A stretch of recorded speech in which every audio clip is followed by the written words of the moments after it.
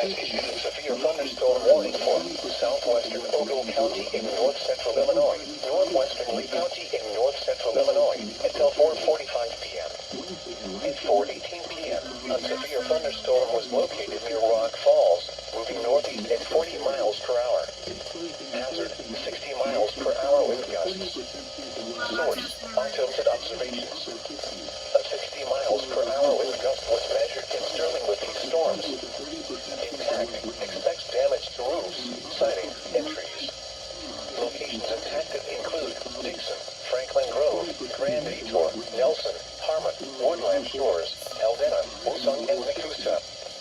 Including the following Interstate 88 between mile markers 45 and 61.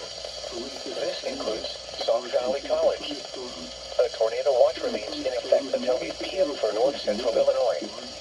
For your protection, move to an interior room on the lowest floor of a building. A tornado watch remains in effect until 8 p.m. for north-central Illinois. Someone had their phone say, "What's there?"